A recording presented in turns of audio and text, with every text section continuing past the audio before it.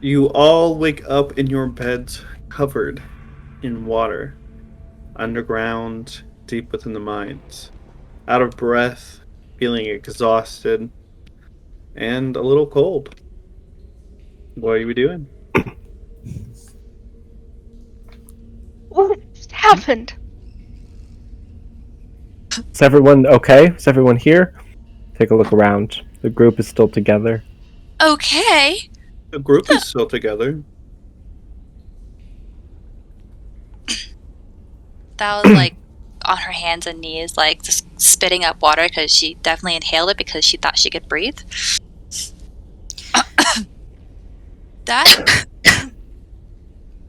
I no words. Billy is coughing and sputtering and crying and sits up and wipes her face and doesn't say anything. What was that? Did we do something wrong? That's what we've done every single time. We changed nothing. Why are we soaking wet? That means that wasn't a dream. How was that not a dream? We died. Mm. Maybe it was some sort of magical dream that now we're wet and I'm gonna sit by the fire. I'm gonna try to warm up. Bailey, come on. Okay, When you get yeah. up to go towards the fire, you finally get a realization of where you are. This mine is barren. There's no one around. There's no encampment, no tents, no fire, and especially no door to the inner sanctum where the maiden and Eliot's coffin is. Oh, no. God. Thal, realizing that, is going to run to where the door was and like try to outline where it was and like pound on the door like, hello? Let us back in. Just cold, wet rock. Do I see any like pathways or There's an exit to this There is? cavern. okay. Well, let's take a second and gather ourselves and calm down, because the Lord knows that was not a restful sleep. And try to figure out maybe what we're doing. We don't even know where we are. I know. I don't know, but that can't happen again. Ah, I don't know about you guys, but I can't stop shaking. We're alive. It'll be okay. But we should get dried. is there a fire lit? There's nothing. Is there looks like a would there be anything in the center that would resemble a campfire or no? It's almost a completely different cavern.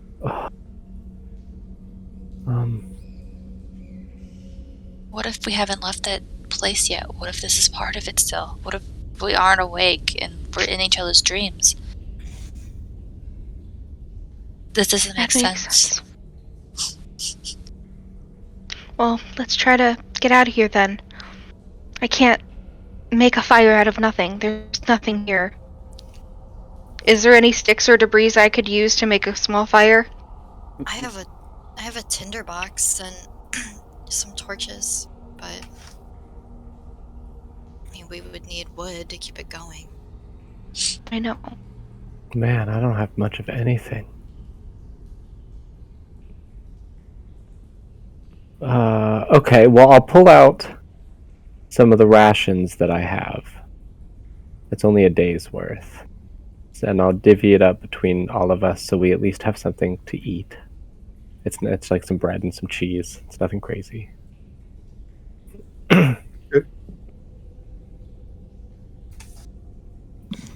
you, Hi. Meryl. Of course. Where?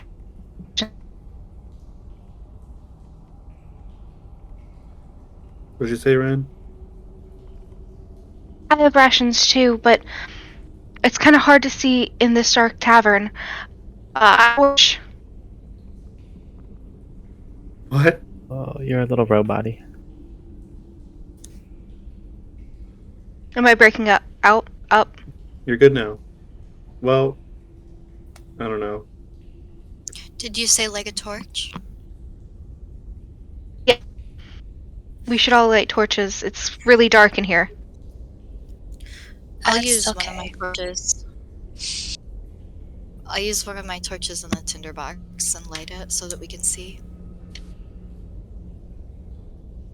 Okay. So you go and you light up the torch, and it kind of gives you um a radius of light. You seem to realize that this is not the same mine or cavern that you were in previously. It is dank and it is wet, and is cold, for sure. But there does seem to be there an exit to the cavern, just down ways. We should get topside. We need to see how long we are out or gone for. What if this is some weird timey-wimey thing that happened to us? Like that slippy thing. How could we get taken too when we were in a safe encampment where people have been, hiding for a while? That's concerning. Magically? It must don't be. know. There's a Maybe lot we magically got back to Everas. I don't like this part of Everas if that's the case. Well, only way to find out. Let's see if there's two moons, some suns, moons. All right. Oh, So okay. you guys head out of the cave, right? Slowly. Okay. So you kind of trudge up through the cave system and out, and eventually you come to a small light source, and realizing that is the end of the tunnel. As you approach the end of the tunnel, you start to hear the sounds of rain and thunder off in the distance. And at the edge of the mouth of the cave is this large, vast forest. It's not a pine forest, it's not covered in snow, it's just a regular, like, deciduous looking forest ahead of you.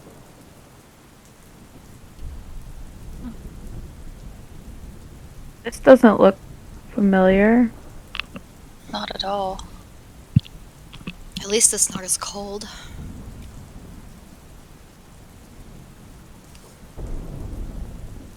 Can I look around outside the cave and see if there's any markings, if it like labels the cave or anything like that?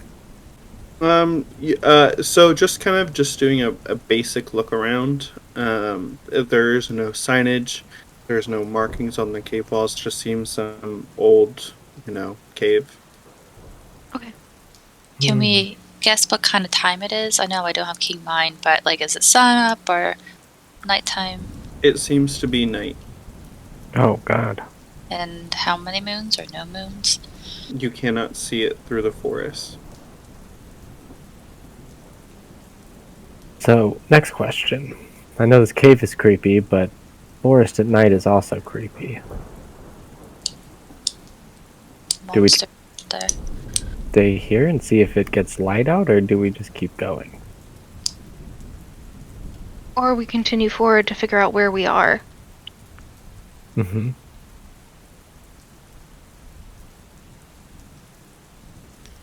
Well, we're already cold and wet. We try to go back to sleep. I don't know if I want to try that. Every time I you don't know do if I that, something can. bad happens. No. Maybe we should just see what we find. Maybe there's a town where we can rest up ahead. Mm-hmm.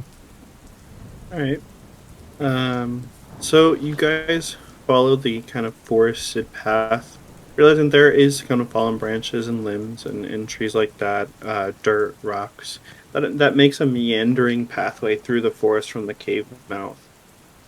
After what feels about half an hour of traveling through this forest, eventually the trees start to let up, and you look up in the sky and see that there are no moons present at this time. But Evelyn, can you roll a perception check for me?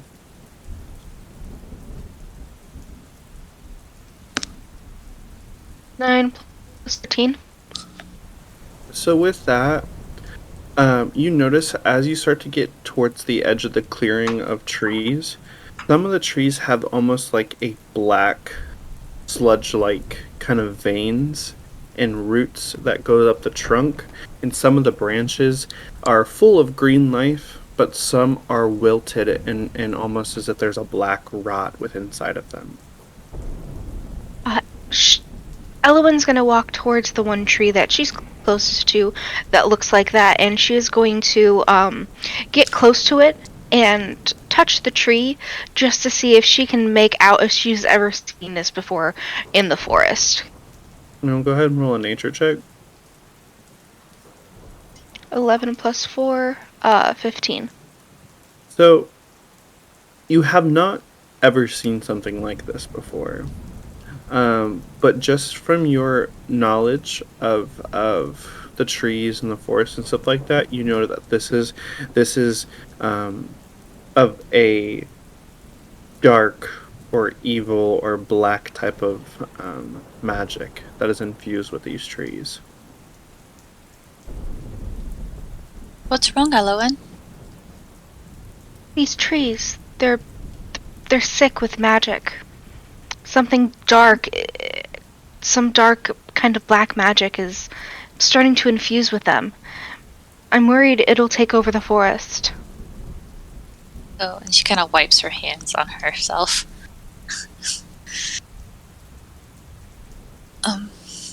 Well, don't touch it, I guess. You probably already knew that. I already did, but it's okay. What? She wipes her hands off on her thing, on her clothes. It's only starting to infect the ones on the outer level of the forest. I'm wondering if the source is from farther out there. If we keep walking towards it, we'd find it. I didn't see it in the densest part. Right? Maybe it's like the Beast Castle where we had those cracks around us. Some new curse we're coming upon. Or we're still asleep in that weird place, and this is all this tricking us. Should we keep swimming? Just keep swimming. Tired of swimming. Alright, so you head down the lane to kind of a countryside, rolling hills and small woodland areas and bridges and a creek that runs past through the pathway. You pass some old stone walls made out of boulders and moss-covered rocks. And eventually you come to a fork in the road. The pathway to the left-hand side is a bit smaller, and you see that there is a sign that is pointing off in direction of that pathway. And you see that there once was an engraving on this sign that has been worn away from years of neglect and water runoff. Darn.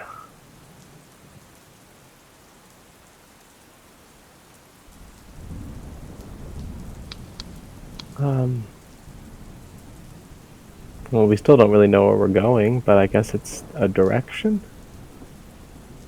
I mean, maybe there's a town this way. It's hard to say, I don't know. Well, best way is just to try. I mean, we have nothing else to go off of. It's better than the other way where we don't know. At least. Okay. Yeah. Something that concerns me, I mean, more than I think we're all already concerned, is that we are somehow made ourselves, or because of what's gone on, we're a target now. I would say someone's targeting us specifically to pull us into that terrible drowning dream and move us here and overall mess with our trajectory, which I guess kind of in a way is a good thing because it means we were doing something right? But we have a mystery assailant on our backs now. Right. Do you think it was the evil queen? Like she did some magic on us because we were getting too close? Did we really even bother her that much? I mean, I wasn't around when you guys met her specifically, but since I've been here, we watched her come out of a mirror and then got teleported here. We haven't really done much to her. Maybe she like felt that totem change and she didn't like that. Mm. I don't. Maybe she doesn't want Eliot awake.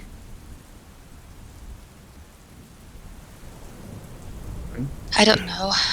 This pondering about,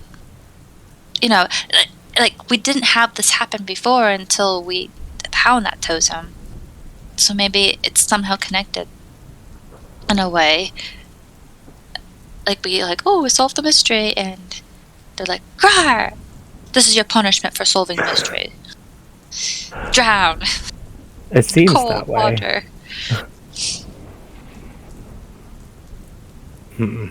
Well, no matter what, we don't know what exactly what happened. I've never seen that place before in my entire life. So, and that strange voice that happened, like, I don't know, I didn't recognize it either.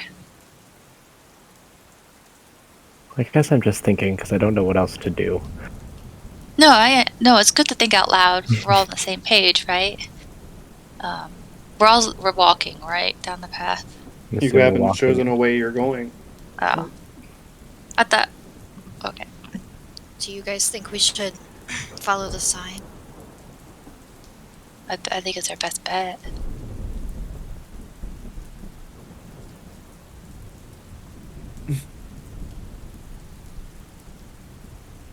Yes, Lauren? What was the sign? Because I missed all of that. It was a weather-worn sign that it's no way to... You can see that there was something engraved in it, but it's too weather-worn to notice what it said. Okay. I keep breaking up, so I am a bit lost. That's okay. I'm just gonna go along. There you go. Sometimes that's what you gotta do. So, I say let's go in the direction the sign. Like, Signs usually point to a place of interest, so... but right or left? Oh. Do you want to follow the sign or just continue down the path? We should follow the sign, right? Follow the sign. Normally Yeah, there's things at the end of Follow the signs. sign. Yeah. The sign probably points towards a civilization. Right. And hopefully it's not Wycliffe because we don't want to be there. But we'll at least get our bearings again. If it's... Alright, so you guys head down the pathway where the sign has been pointing off in that direction.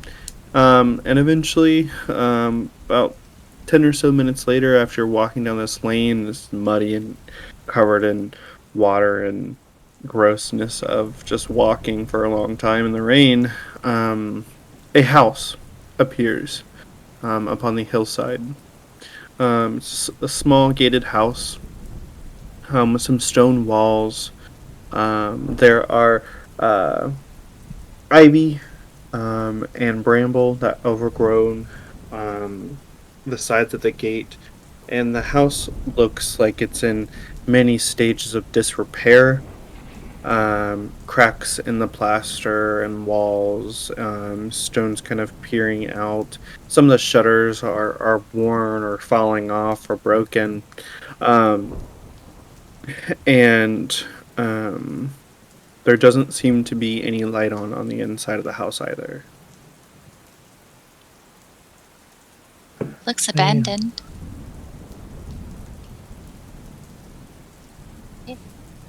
It's better than the rain, I guess.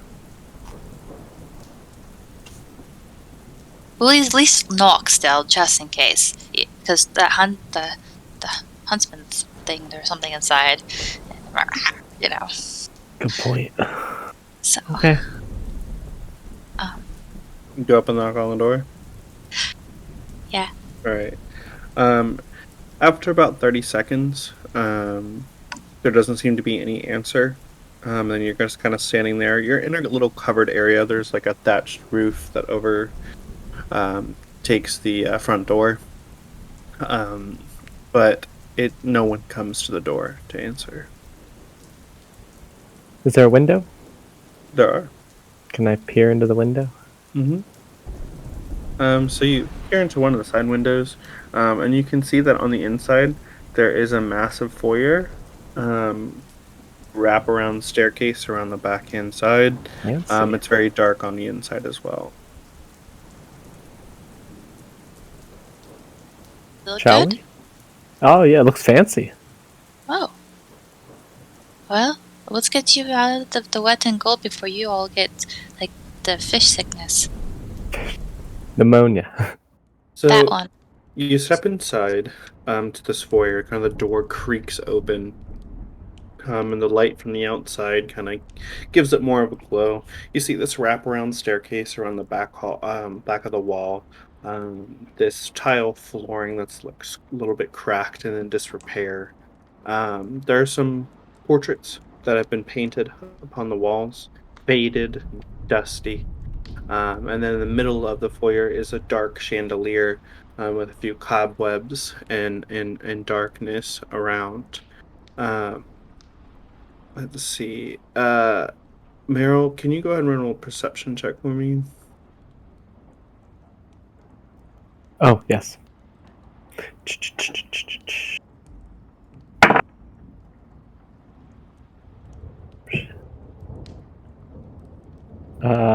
Soft 20. Okay. So, kind of since you were probably one of the first people to step in, as you kind of go to the center of the foyer, you notice that there is a small pile, but at the base of the stairs of glass, shards of glass. Oh, watch out! Glass on the floor. Bring a torch over.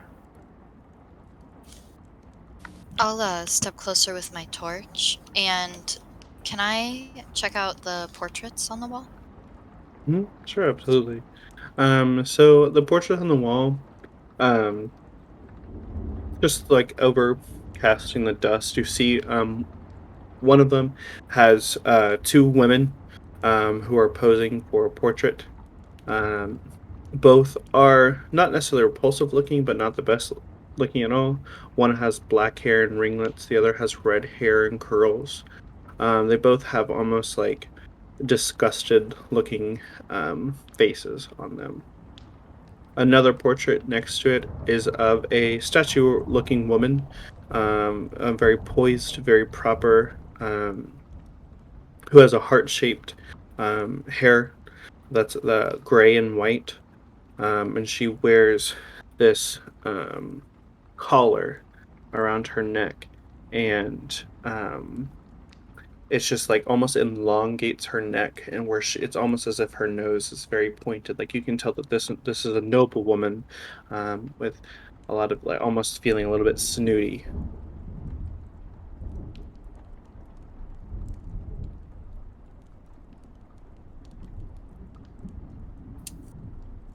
Thal is going to kind of meander away a little bit and like look around a corner if there's like an entryway, like maybe there's a kitchen around the corner or something like that, or like a stair, something. She's just gonna like explore a little bit more. To the left, you can see that there is a kitchen and formal dining room, and to the right, you can see that there a like parlor and sitting room. Up, guys! I'm going to go into the kitchen because we can maybe see how long it's been, like with if they have food left over and rotted. You know, if anything's left, maybe they up and moved and somehow left their other things. But normally you take your kitchen food, right? I don't know. She Normally you walks into take the kitchen. paintings. Be safe, please. Elowen, No, go and check out the glass that was pointed out on the floor to see if it came from like a window, or if it looks like it's from an actual like glass, or if it's just inconcernable. Can't tell. Yeah, roll an investigation check. 7. Yeah, it looks just like some chunks are larger in size of the glass. But as you kind of like look around, you like look up to the chandelier, you don't see anything that's fallen off the chandelier. You look around to see if a window is broken, you don't see a window is broken. It's kind of indiscernible to figure out kind of where this pile of glass had come from.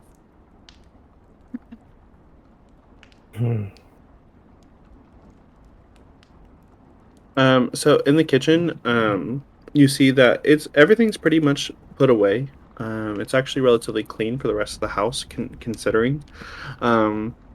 There are plates and stuff that are not covered in dust. There's some like expensive looking glasswares, and things of that nature. You do see that there are some fresh fruits and bread that are sitting on the counter, and there's a singular candle that is burning near the back door. Oh. Thal like walks a little closer and she'll. Is there like a spoon or a fork or something on the table? Sure. She's gonna grab a spoon and hold it out like this, like a weapon. And like, hey guys, something is really weird in this room. It's not weird, dirty-ish. She calls back to them, and she like steps a little closer towards the light, the fire. Bailey will go into the kitchen to see what Thal's talking about. I'll follow. Oh, Evelyn. Mm-hmm. So you all see the similar things. Like in the kitchen, it looks pretty clean for most part. There's some fresh fruits and vegetables on the counter, as well as some bread and a singular candle near the back door. Think we're not alone. Look, the fire. It was lit when you got here? You think I would light that? It's scary.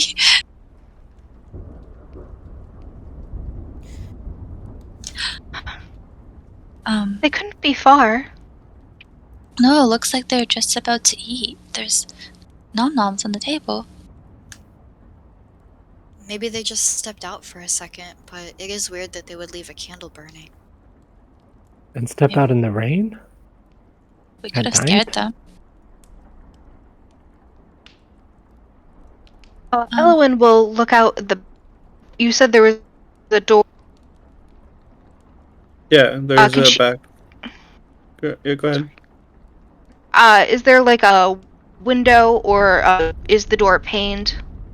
Yeah, the door has like a window pane in it that you can kind of peer out.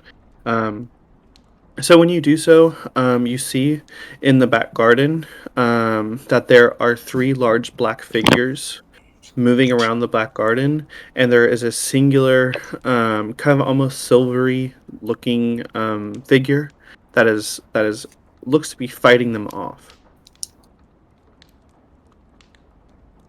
Guys, something's going on back there. What? It looks like a fight. We should go. And Evelyn Evelyn, swings wait. open the door. Thal's scurrying And after. Yeah, and Oh. she's already gone. Thal will run out and be like, I got a spoon! It might be dirty. Everyone else? Meryl's gonna look at Bailey and just kind of like give an exacerbated sigh and follow.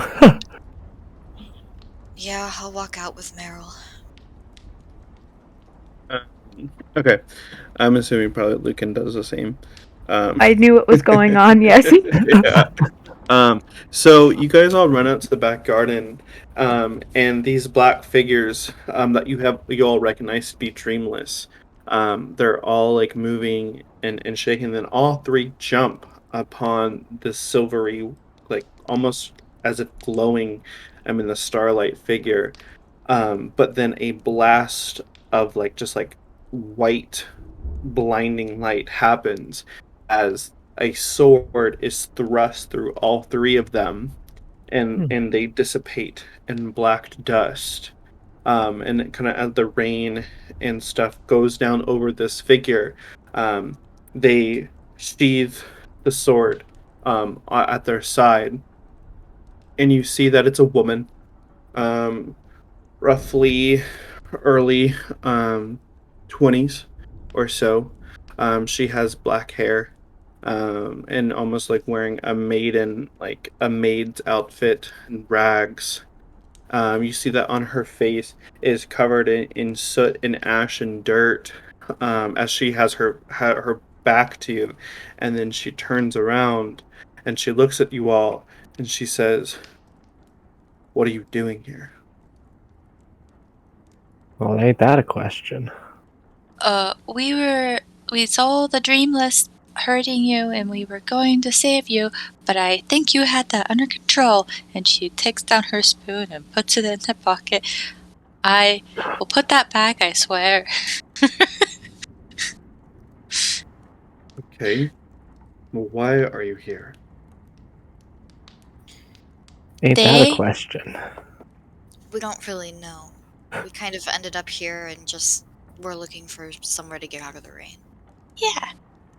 Fine. It's cold and wet. Come inside.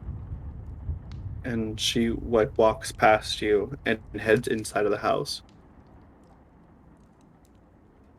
Hey, Thal, you want me to Yeah, we put that spoon back for you? No, it's just in case I'm gonna whack somebody with it. Got you, okay.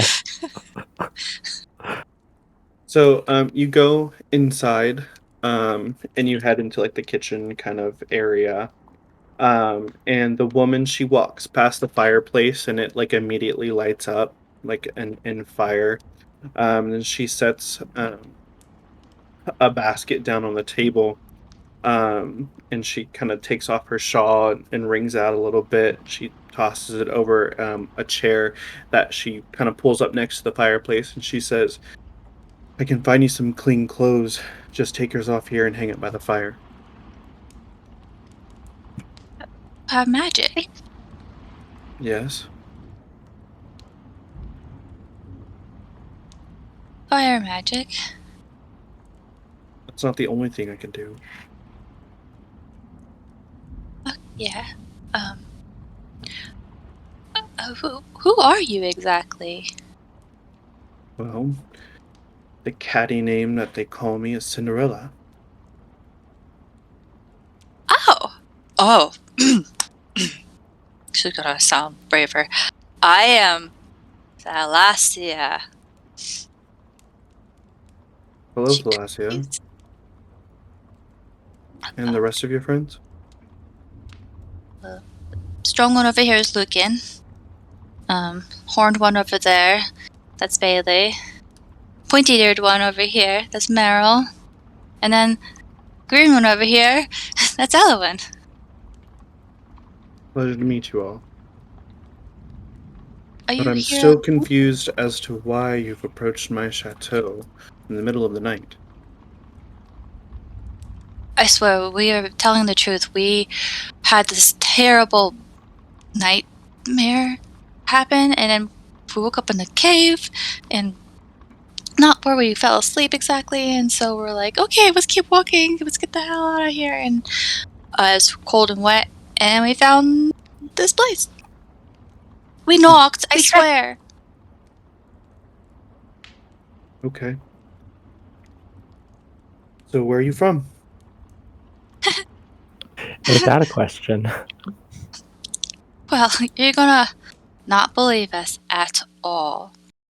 We're from a place called Everas, originally, and we're kind of not there and trying to find our way home. You said We've only Everas? been... Yeah. Me too. What? Yeah. Been trying to find my way back. Oh. Wow. Well, End the up fact here. that you're still here worries me slightly. Well, it would be a lot better if I had my fairy godmother to help me out, but she's missing too. Oh.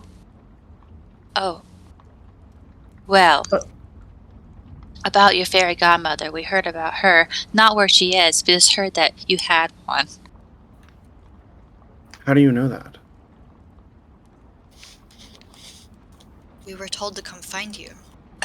By who? A friend who goes by the Maiden of the Woods. I've never heard of her. She's kind of watching over one of our friends that we think will help get us home. He's been put into a deep sleep. Who? Name is Eliot. The Guardian? Have The you ever heard of him? Phoenix. Elliot Spellman. Don't know his last name, but yes, maybe? Like, He's trapped here in the mirror with us? The mirror. The mirror. mirror. God. You guys aren't very quick, are you? How would we Obviously know not. this is a New. mirror? We're all like, whoa. It's been a long few days. We've been kind of yanked from place to place. We're trying to figure everything out too. How Alright. is this a mirror? I don't see my reflection like I do in the water. You're not in a physical mirror. We're in the mirrorverse. Maybe we switched spots with the queen when she came out. If you're talking about Evelyn, you're wrong. I haven't been able to find her. Really? She's the one Even- that I want to find to get us back to Everas. But she came out. Physical mirror. Yes. So if she came out, she could possibly have come back in, just like you guys? Oh, true. Maybe.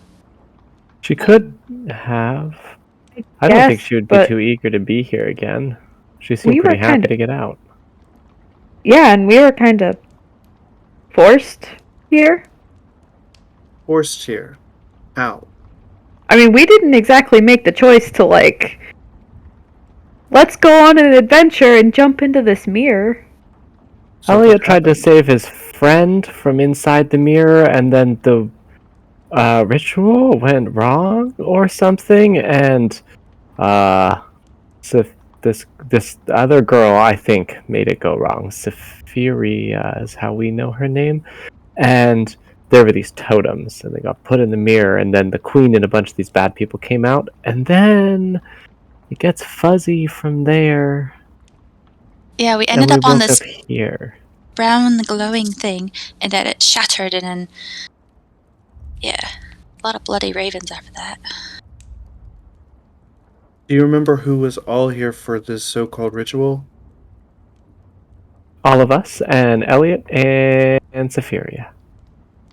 Okay, but you said that Evelyn stepped out of the mirror. Who did she come with? Oh. That's actually kind of fuzzy, right, DM? Is it still Mhm. fuzzy for us? Okay. You literally only remember Evelyn. Mhm. We only ever saw that evil queen Evelyn, because she kind of almost killed us before a little bit, but that's all. Yeah. She was the only one that came out of the mirror, but there were other people? Yes, but we Maybe? don't know who. It's kind of hard to remember. It's kind of off in my mind. Well, when we I- figured out who else came through that mirror, we might be able to find a way home. Because if they came out of the mirror, then that must mean they know how to get out of the mirror. How do you know someone came out of the mirror along with Evelyn? I'm asking you. I don't remember anyone else. I don't remember specifics. You just remember that someone else came out of the mirror. I feel like it was a group. It was a. I'm left with a larger than life ominous presence that I feel like probably only one person couldn't necessarily emit. Although this Evelyn woman sounds terrible. She talked about a curse, reenacting it. Maybe this is her curse? But the way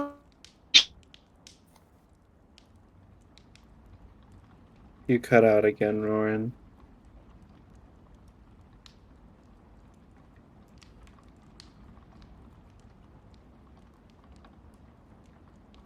Alright, you're back. Only way that Evelyn got out of the mirror was from the ritual that Eliot did. He put all of the totems around the mirror, and it turned in. I don't know how, but it like a portal instead of a mirror. Okay. So then that's our answer to get back to Everas, is to go back through the mirror. And I have not been able to find that mirror. Have you tried the castle on top of White Cliff? That's looks ominous, at least. Castle, Whitecliff, you're talking nonsense. Okay, so we're definitely not where we were on the one continent. That's concerning. Where are we right now? I believe they call this place France. France. That's a weird name. France. Okay, well, I think now that we know that we are not talking crazy here, Eliot coffin, his glass coffin, has the same kind of totems that were put in the mirror.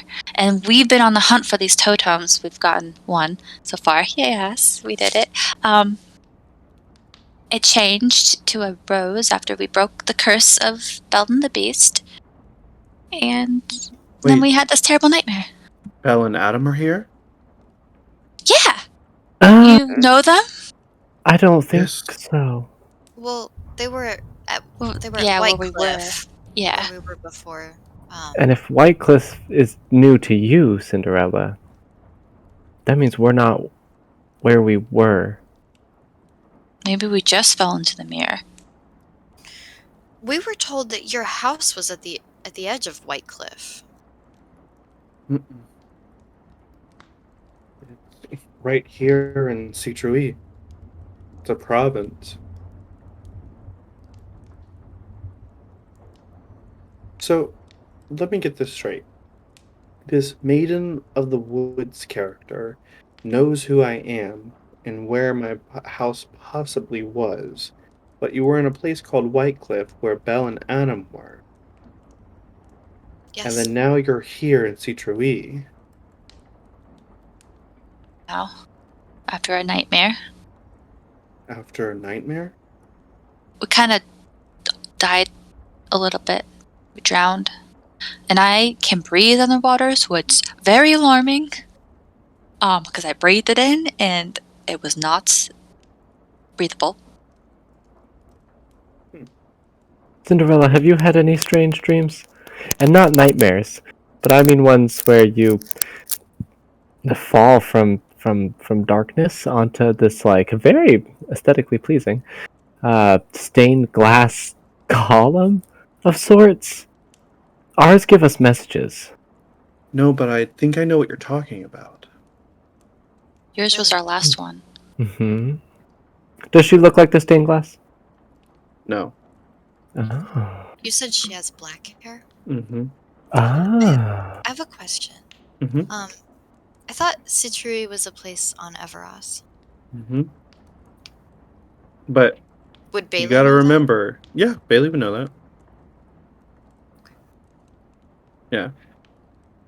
So I'm about to give some lore drops right here.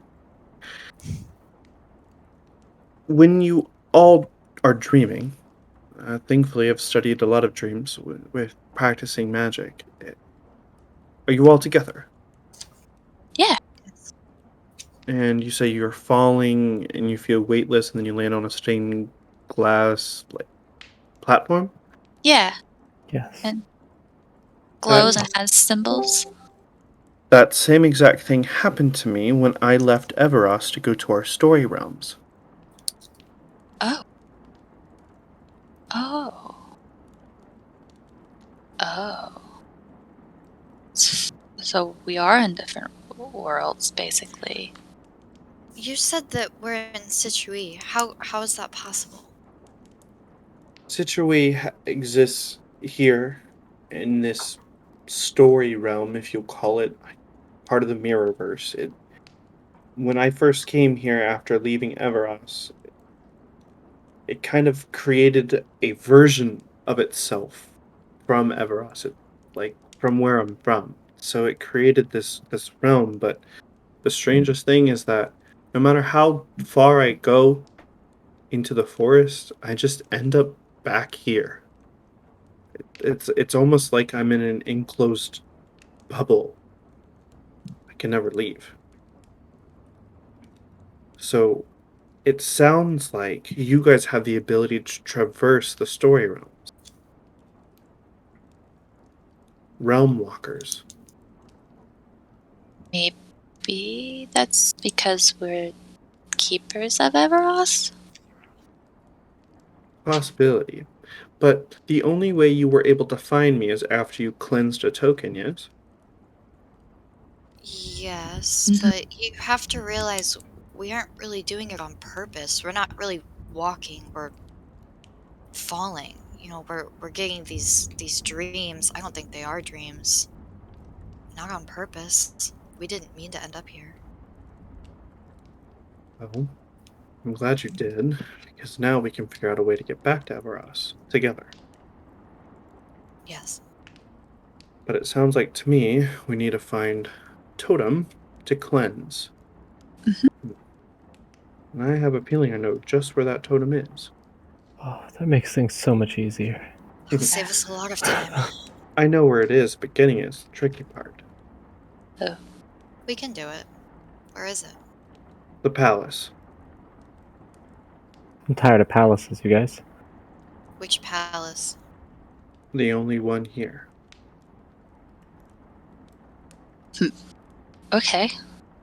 My stepmother and stepsisters somehow managed to find their way here too. I was living just fine. Living here with Bruno, and we had a pumpkin farm, and story room was quite nice. Then one day, Lady Tremaine and Anastasia and Drizella, they appeared. But I knew something was weird, because our story realms, we don't have villains. They were talking about some type of curse and the mirror. That's when I discovered what was going on. And this curse was dark, and but something had gone wrong. My Really? step, yeah, my stepmother said that this wasn't right. That Evelyn must have failed it, because this isn't what was supposed to happen. But then my story started to play out. The ball, the slipper, my fairy godmother, you all know it. But this time, Anastasia's foot fit the slipper. And my stepmother destroyed my slipper. And now they're going to get married at the end of the week in a joyous festival. Oh, I'm stuck here in my mother and father's old decaying chateau with nothing but broken memories.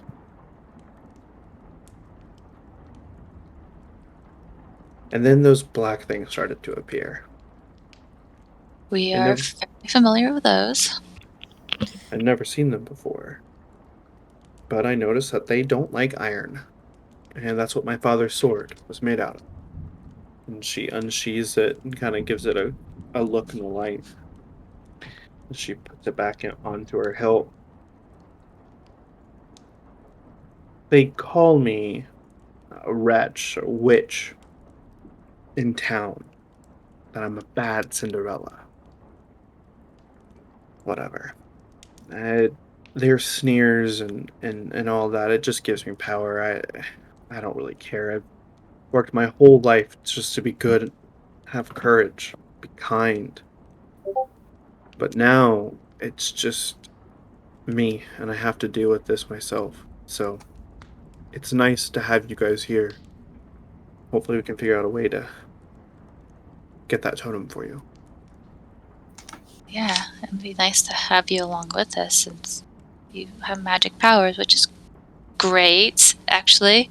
So, because Belle and Gus and Gaston didn't really know about magic. Only the Maiden did. Still questioning who this maiden person is. Us too. You trust her? She gave us sanctuary, She's looking after Eliot and spying on Sapphiria and other dark things. I don't really see what other choice we have. I mean, if we don't trust her, then what are we gonna do? The dwarves trust her, and all the other people she's taking care of. She's it's trying to not give that them. Yeah, I once trusted my stepsisters and stepmother too. Look where that got me. But anyways, this wedding is happening at the end of the week, which I don't even know what day it is. And she looks over and she goes back over to the counter and pulls out a book and she's like, okay, I was wrong. The wedding is happening tomorrow night. She looks up and she says, I have a friend who works in the palace. He manages the bell tower. He'll be able to help us get in. I just hope that this totem, I hope that's not the one I'm thinking of, but I can almost guarantee it is, because it's the only thing that came through this realm that I've never seen before. My stepmother wears it as a necklace. Please tell me your stepmother doesn't have magic. She's the one who taught me magic. Oh, no. Great! What's her name? Lady Tremaine. Okay, I can't keep a straight face. I know. We'll figure it out. I surely hope so. And you said iron kills those things? Yeah, I've noticed that they have an aversion to them. Can I roll a history check on my own knowledge of my distant cousins, the Fae? Mm-hmm.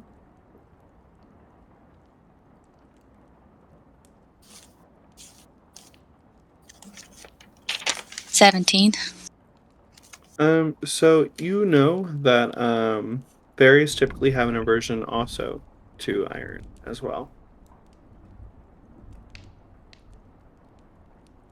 Alright. Do you have any other iron utensils in this house? I'm sure there's something around here, but no weapons that I have. What about the spoon? Those are made of steel. Damn it. Is there a fireplace? Yep, right over here. You And have- she... Oh, yeah, go ahead. The fireplace, I don't remember what they're called.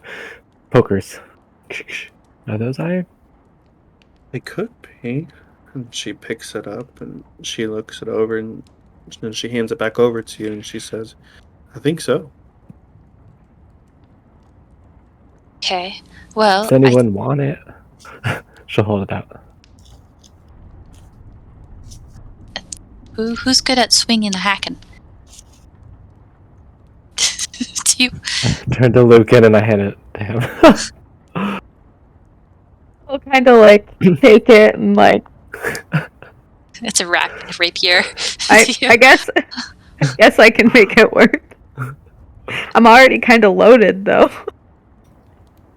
I have a hunch that maybe we should keep iron close to us, and maybe that will keep them away if they have an aversion to iron. Maybe they'll just leave us alone altogether and we won't have to fight them anymore. Because they're not like the Fae at all I've ever seen. I would not be related to something like that, but maybe they have the same allergic reaction, it looks like. Possibly, but I mean, they still come here and I have iron. That's It doesn't ward them away, it just... They have a natural affinity to take more damage, I've noticed, when I use iron against them. Oh, well, silly me. Forget everything I said. It's still gonna fight them with what we got. Hey, we'll hit them harder when we do, so it's okay. Still good thinking, Thal. Are you all hungry? Please. Yeah, I'm really tired.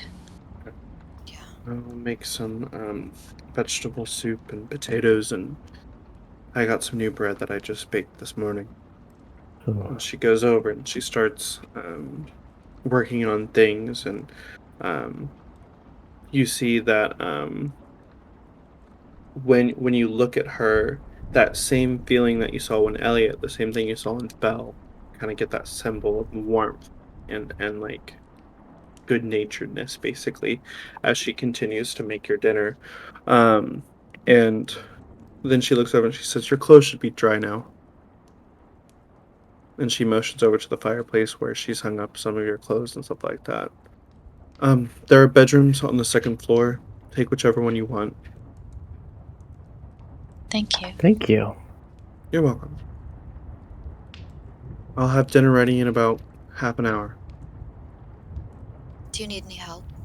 I'm okay. I'm used to doing things by myself. Alright.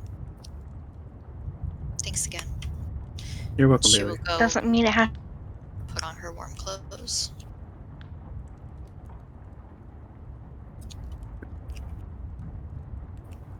I'm glad you're not like the Cinderella I thought you were, and not like on fire. That's great. I had really bad images in my head when I heard your name. So I'm glad you're, nice and pretty. You're not the only one to have bad images of me when they think of my name. Our friend here is terrified of fire specifically. So the cinder part of your name. I mean, Yeah, you're not bad, it looks like. You look great. People are afraid of me too, so don't worry. well, thank you. I appreciate that. I'll let you do your thing. She slips out of the room. Well, we have a minute, actually, and we're sitting by a fire and dinner is on the way. I think maybe this would be a prime opportunity for me to maybe ask you guys, what the heck? I'm new, of course, newer than most, and when I met you guys, it was kind of this whirlwind of like magic and Eliot and this and all of this, and how did you guys even get caught up with this evil queen in the first place? Well, she tricked us. Almost killed us. Then Eliot and Sapphiria showed up and scared her away somehow with magic. She fled. And then we had this totem that Evelyn had found in this spooky old inn. And Eliot wanted it, and we traded, you heard the rest. We traded what we want out of this world for it. And how long have you all known each other? Like a couple weeks. Not much longer than we've known you. Okay. You're not You very guys- far behind.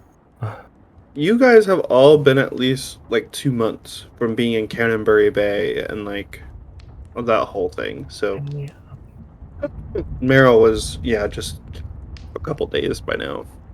Okay.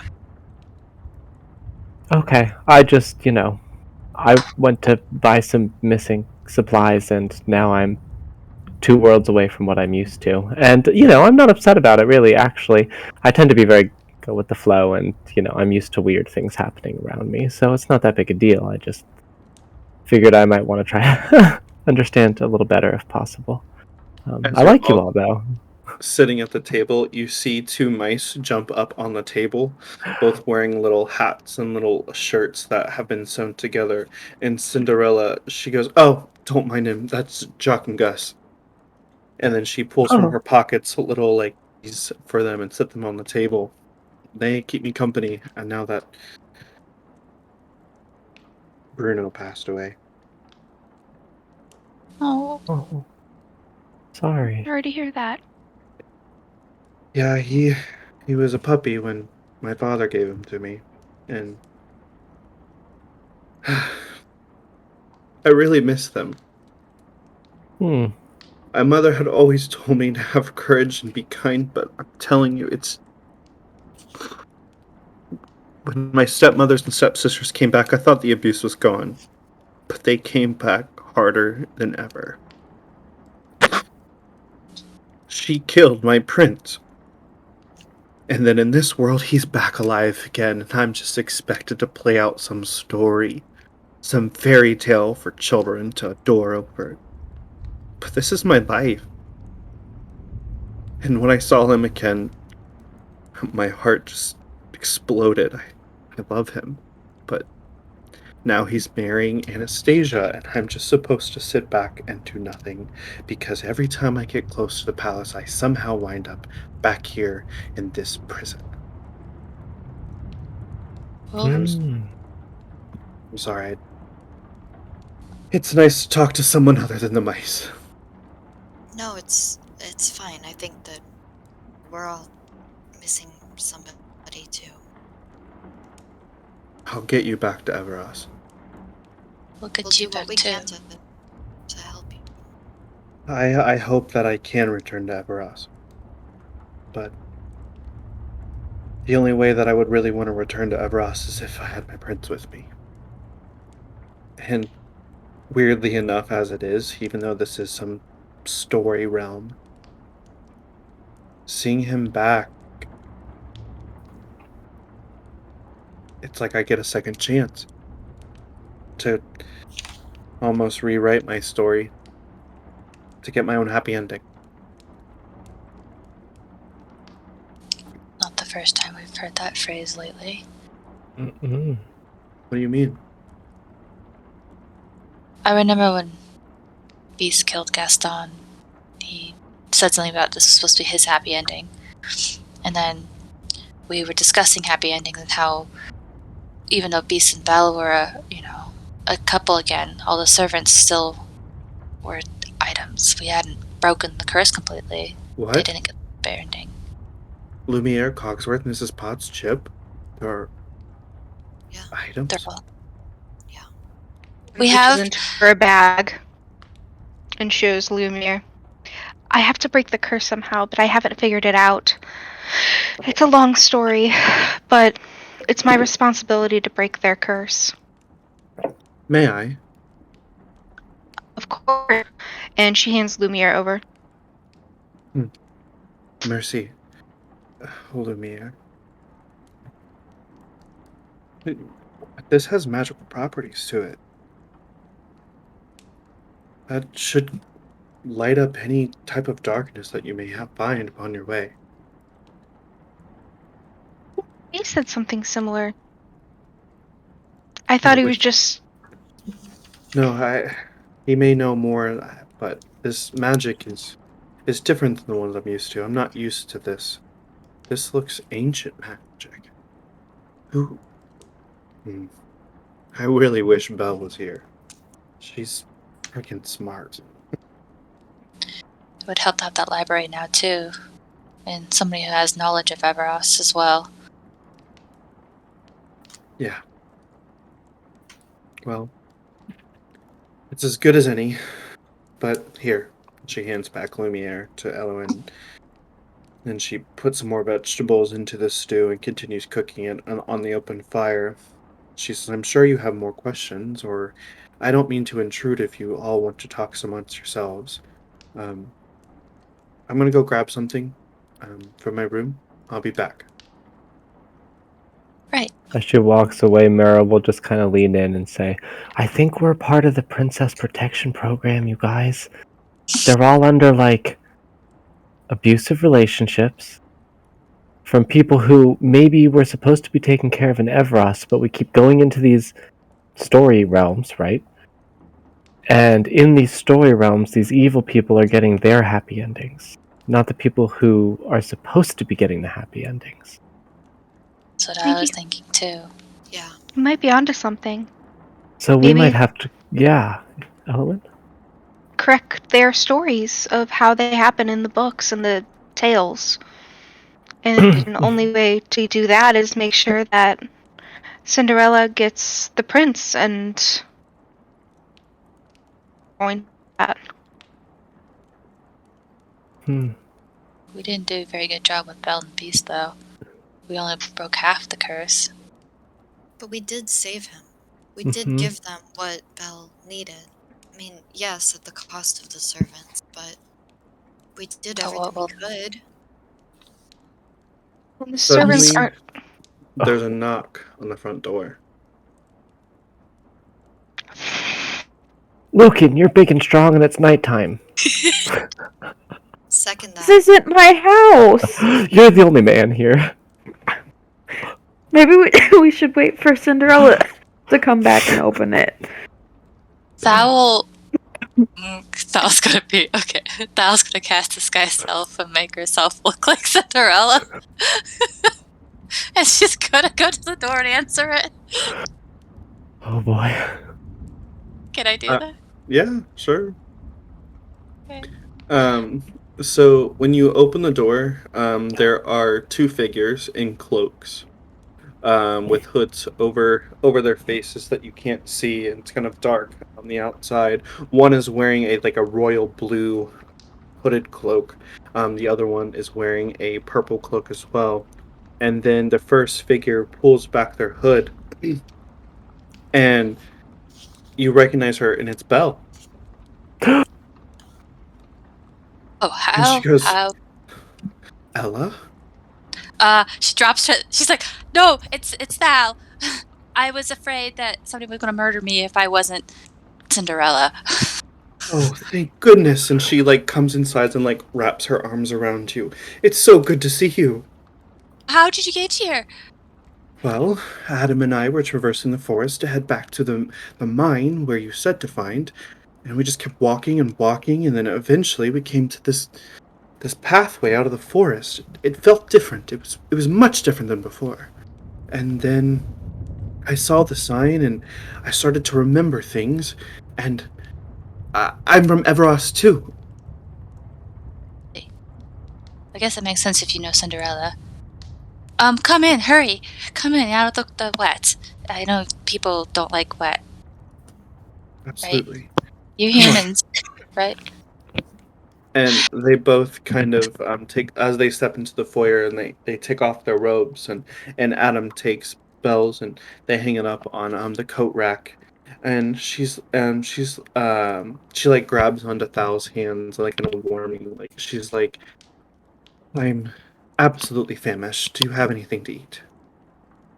Please, yes. Cinderella is making food as we speak. Actually, she's gonna call to the others like, "There's more land dwellers here. We know them. It's Belle and Adam." They all kind of head into the kitchen, and Belle's like, Bailey, Evelyn, Lucan, Meryl, it's so good to see you again. And she all gives you a hug, a tight, warm hug, and Adam just kind of nods his head to you all. And then she says, "Oh, it smells absolutely delightful." I'm glad you're And here. We were just talking about you. Mm-hmm. no wonder my ears are burning. We could use your help. Of course, absolutely. And then finally, Cinderella comes down from her tower as she's holding on to something in her hand, and she looks up and she says, "Belle, Adam?"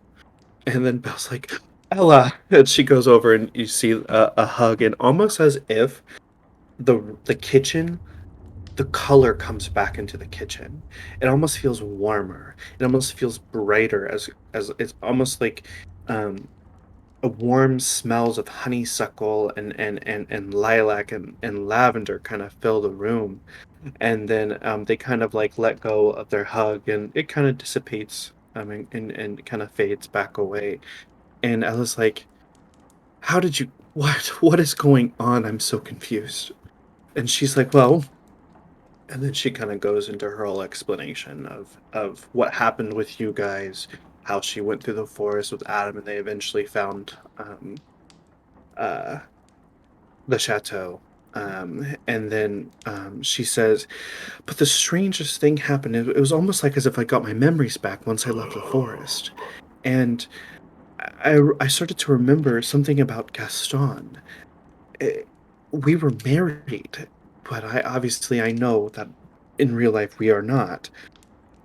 And then I started to remember Everas, and I remember how we left through the world gate, and we had these story realms of where our stories were supposed to play out. And it wasn't until my friends here, they helped me along with my story, and, well, Adam and I fell back in love. But the strangest thing that Gaston said to me was that this was not supposed to be a part of the plan. And I remember the conversation vaguely, and I asked him about it. She said the queen, something to do with her, with Evelyn. And then he got really angry, and really don't remember much after that. And Ella, she looks at Belle and she looks at you guys and she says, what I've deduced from what they've been talking about is that there's some type of curse that was cast. And I believe that we have stepped through this mirrorverse, an alternate reality of our stories, where bits of our stories and Everas and, you know, villains of our stories have all had these twisted tales, basically. Lady Tremaine, she said the same thing, that this was not a part of the plan. I don't know what that means, but I'm sure now that you're here, we'll be able to figure it out. And Belle says, absolutely, but first, I'm famished. And Ella says, oh, absolutely. And she goes over to the stove and she hooks it up and puts it on the table. And she starts getting out bowls and glasses and plates for you all. And she fills it all up as you all sit down kind of for a meal. And Belle, she starts eating and she says, this is delightful. I am glad that we are now all together. Thal is kind of, as we all like sit down and converse and eat, she's kind of pondering to herself, and she's gonna mumble out loud to Ella, be like, the maiden said if we found the fairy godmother, we could get out of here. But the fairy godmother is missing. Yes. I haven't But been able to find her. she never said that Eliot would leave. It would just be us. Like, her magic was powerful enough. Do you think that's weird, you guys? I think all of this is a little weird. Mm-hmm. I'm just as confused as you are, Thal. But I know that if we find Fairy Godmother, she'll be able to help us. She has the wand. She has the Vorpal Wand, one of the most powerful magical objects in Everas. Hopefully this place, too. I mean, I don't know if you remember it, but when Lady Tremaine had it for the first time, she used it to kill the prince and send some of my friends to some far-off place. Eventually they came back and, well, I'm sure you've all read your history books. You're talking about the previous keepers? Yes. Tara, who she helped me and Jupiter come up with the Sisters of Hemlock coven that I hope is alive and well in Everas.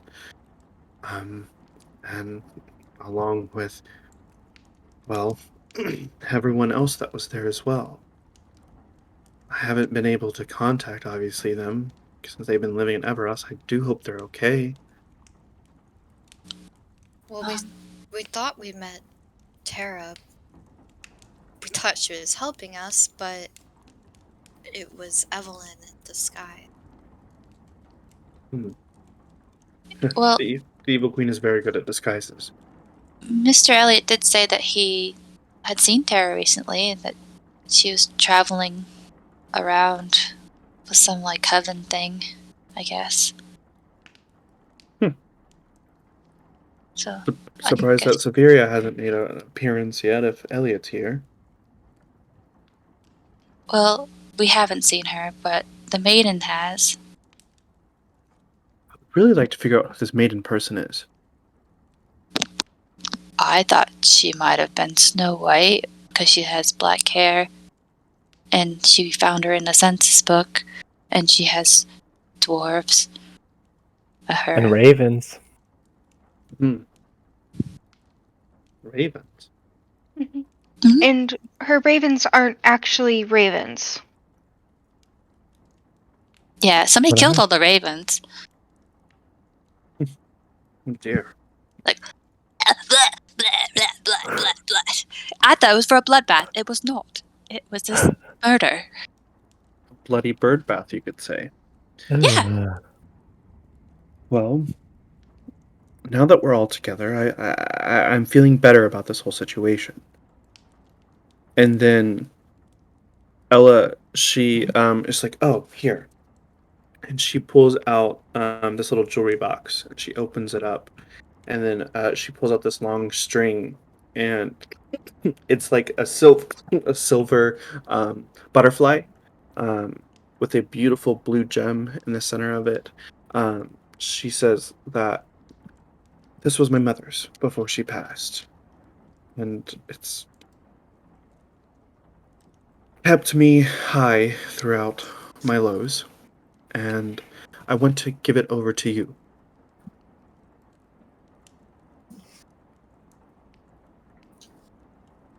Who does she say this to?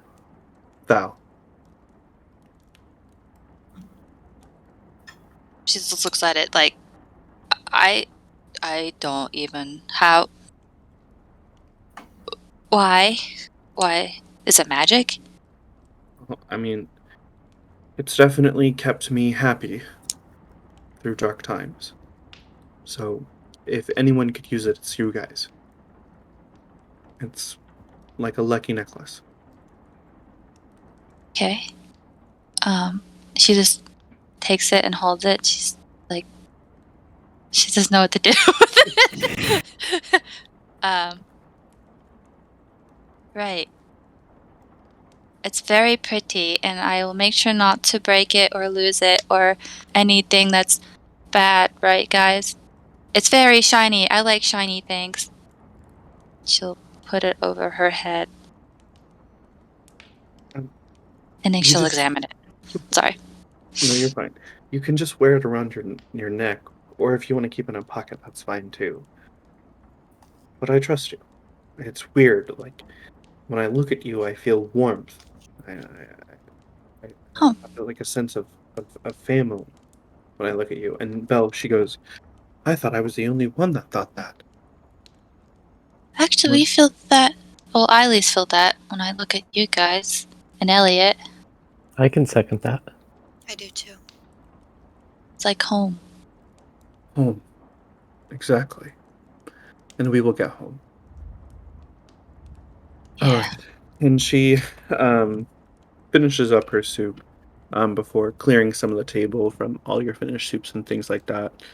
And she tucks it back away and puts it into the wash and starts washing them. And she says, "Well, there are rooms upstairs, but Belle, Adam, you're more than welcome to take the master suite, of course. There's two other rooms that you guys would have to share. My bedroom's up in the tower, but I don't even know if I could sleep. There's just so much to discuss, you know." I don't want to after go back last to night, sleep. I don't Yeah, know if I'll sleeping be sounds very well. terrible. What if we go somewhere else again? Yeah, we just found you guys. I don't want to lose you. I don't want to lose you Yeah. either. I don't want to drown either. That too, yeah. Yeah, I can't believe I have never felt like what drowning feels like. I get why you humans don't like it. I don't want that to ever happen again in No, any no, no. way, anywhere. When in that blackness, did you feel cold? Yes. Yes, for the first time ever. Very cold. And there was like 3 inches of water. It was a lot more than that. A lot more it than that. Rude. Belle and Ella share the same look, and they both at the same time say Obsidious. And this thunderclap just roars over the realm, and lightning kind of flashes. And in the doorway from the kitchen to the foyer, a black figure stands. And the figure steps forward, and it's the maiden. Oh, okay. I was about to fire off a spell. Yeah, I'm glad I didn't. Oh, thank And God it's just you. Did you miss me? I mean, Uh, I was looking for you and the place wasn't there where Mr. Eliot is. I got a spoon. I was worried when you all had ran off last night. You told us to go to bed. Yes, but then you all ran away. We went to That's bed. not, Not what on I purpose. remember. Well, when I woke up this morning, um, the dwarves, they came in and they said that, hey, they all ran away. So I said, okay. And then I had my ravens search for you, and they have found you here. I don't have much time before she finds me again. But Eliot is safe. I've put him in a different place. Where? And she finds you again? Again? yes, the queen. Did she find the Did she find Mr. Eliot? mine? Yes, she Was did. that our fault? And kind of. Oh Sorry. no. But I don't blame you. Fine. Okay. I have just enough time to leave or talk to you before I have to leave again. Eliot is safe. He's actually here. Oh, that's fantastic-ish. Like here in this house? Yes. Oh, in the Upstairs. basement? Oh. Great. I hope you don't mind, Ella, but I was able to transform one of the bedrooms into a new sanctum. I will have to stay there so that the queen does not find me again. We can now use the chateau as home base, since it's safe from her, at least for now. We're in a different realm. That's great. You said, right? I'm sorry? She found the mine? She did. What That and happened the to all rest of of the. her black guard. After word got out that Gaston had perished, the black guard searched every single place in town, tortured some of the villagers, and someone let it slip where her hideout was.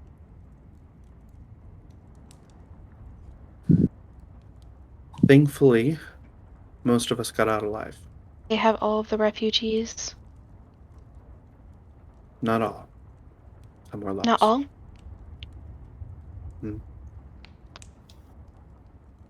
They did well to Ella, protect you. protect us.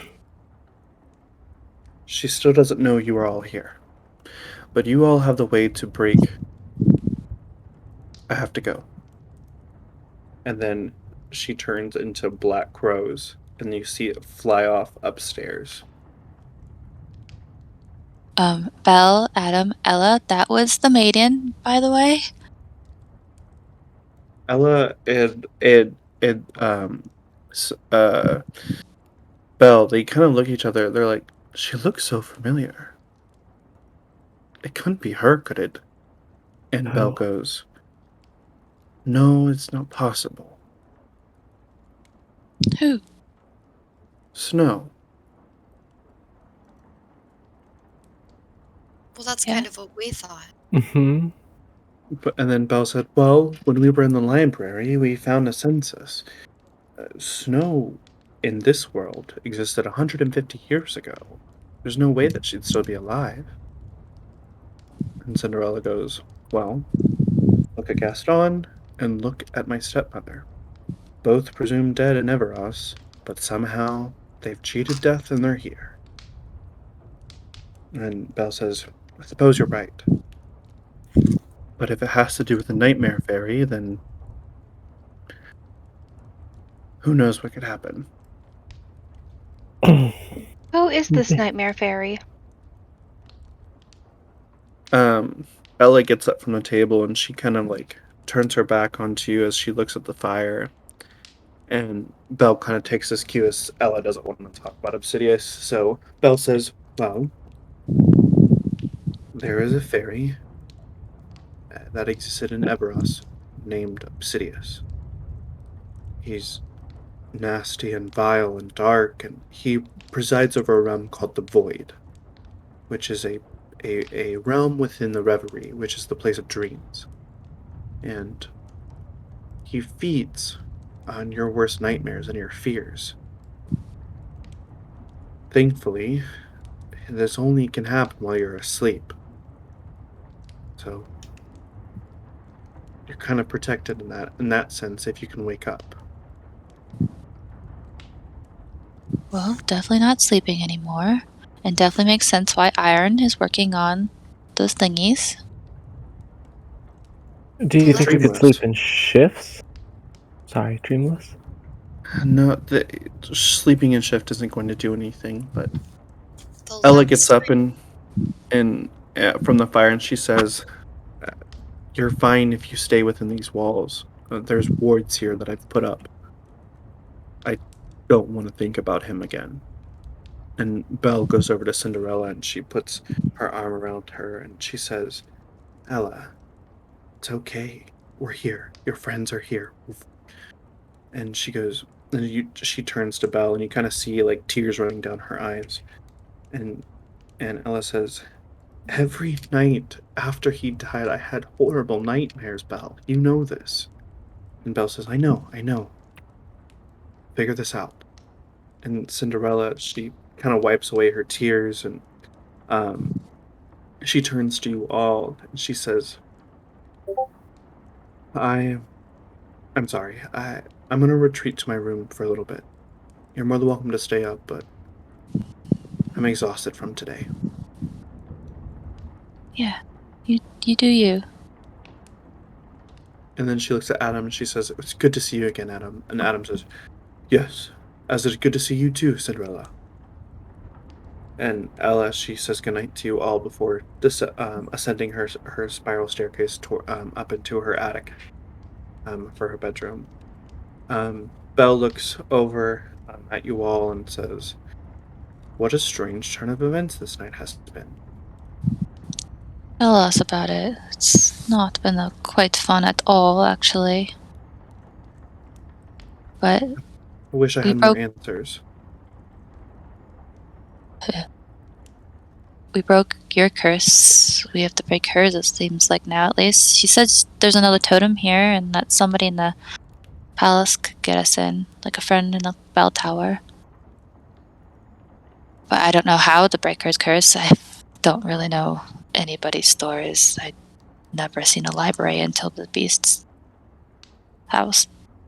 Thankfully, Cinderella's is it's a simple story, but there's a lot of complexities to her. Grew up, had a mother and father who treated her very well. Her mother grew ill and died. Then her father married again, Lady Tremaine, before he too passed away. Then Lady Tremaine and Anastasia and Drusilla treated her horribly, making her wait on them hand over foot. Eventually, there was a ball that was to be had where the prince was to find a bride. At this ball, unfortunately, through a horrible turn of events, Lady Tremaine killed Prince Darren, and a whole lot of things happened. And Cinderella then came back to this world to hopefully relive her story to make it better. But I have a feeling that if there is a prince in this story, that we need to reunite them and have them dance and fall back in love, similar to Adam and I. The only problem is she can't get close to the castle, she says. We can't, unless we get him out. What if we got the prince here? Possibility, Somehow. but good luck getting someone of a royal stature to come all this way in the countryside. You guys are royal. He's royal, at least. She looks at Adam. Can you invite him? Adam looks over and says, "We cannot meddle in these story realms. We are bound to our own. I have no royalty, just as I had no royalty power over the queen." Kidnapping. Ooh. Well, let's save that for option. Like, she goes through the alphabet and says a random letter like P. Let's go. That's option P. I don't think kidnapping is probably the best idea, right, Adam? Adam, he kind of like scratches the back of his neck and is like, yeah, I'm sorry. Just Yeah. brainstorming, thinking out loud. What if she talk about a shoe and a glass shoe? What if we broke the shoe? Or what if one of us? No, we're not going to kill the prince. That happened in our story. No. What? Arson's probably not a very good idea either, right? It's Light it not- on fire, everybody has to run out, right? And then we could just be like, come this way. The fire is Well, Oh, And- yeah. supposed to be marrying now the sister, right, Anastasia? yeah. If we kill her. Again, it sounds like she was dead. So But the thing that'd is be that fulfilling part of the story. You would be My- corrupting your own heart, Bailey. Murder is not the answer. Why would you even suggest that? Lucan, did you have something you wanted to say? my thinking is that our specialness of being the keepers has gotten us into places that shouldn't have been accessible before. So Cinderella might not be able to get to the castle, but if we can, it sounded like she could see it, but the further she walked, she just got back to her place. But I wonder if we would be able to get past this curse keeping her here because we're different. I like the way you're thinking. That's smart. More proactive. We get the totem somehow from Lady Tremaine. We could maybe get really friendly with her and just oh, what a beautiful necklace, and this and then bloop, out of there somehow. I don't know. Or Just thinking. or maybe Cinderella being with us, our power will be enough to also help her in. Right. And we can could get try her that. and the prince to meet and dance before the wedding. And do a Yeah. distraction with the sisters and keep them away for a little while so that they can And he falls in love with subterfuge. her. C'est Good work. magnifique. Lucan, you are absolutely brilliant. You Thank must you. be reading a lot, haven't you? I like this idea. I also had another thought though, as I've What? been sitting here. And I know that she went to bed, so she can't answer this, but also the way she was talking was that her fairy godmother was here when she was first here. But since the Lady Tremaine and the stepsisters came, she hasn't been able to find her. What if the fairy godmother is now her stepsister's fairy godmother? And that's an issue. Ooh, Yes. a twist of fate. They are weird like that. That would be a big problem if she's got that wand. But that's just a thought. That's just the way my mind's been processing this. From what I know about the Fae is we could offer something in return. It's not the greatest idea making a deal with the Fae, obviously. But it could be a backup plan Q. Absolutely. That's only if the fairy godmother is now under the stepsisters' ruling for their own happy endings. What if we have to fight her? The The fairy godmother. That's dangerous. I don't want to. I would prefer not to, by all means. But Understandably so. oh. I'm worried about Ella. She's such a sweet and kind soul. She seems to be breaking. And her black hair, almost like I don't know her. What do you mean? She used to have blonde hair. That's how she appeared to us in our nightmare. Oh, yes, the stained glass. Yeah. Yeah. So that's not a nightmare then? The same class? This is a dream? Well, like I said, the reverie is the dream world. The void is a pocket within the reverie. So you could have been dreaming, but ventured too close to the void and got sucked in. Oh, well, we kind of just like jumped off the thing that might You've have jumped been off those platforms. It worked What we've the done first every time. It's how we were waking up. And, well, actually, the first time that it happened, we didn't jump so much as the platform shattered. Interesting. What I do wonder you what's know? different about Cinderellas. I don't know too much about all of that, but from the books I've read, usually within dreams, it's our subconscious trying to tell us something. We're trying to process our normal lives and see what happens. There's only been one time that I've ever seen that, and that was when we left Everas to come to our own story realm. And it was me in my gold gown and Beast and Lumiere and Cogsworth.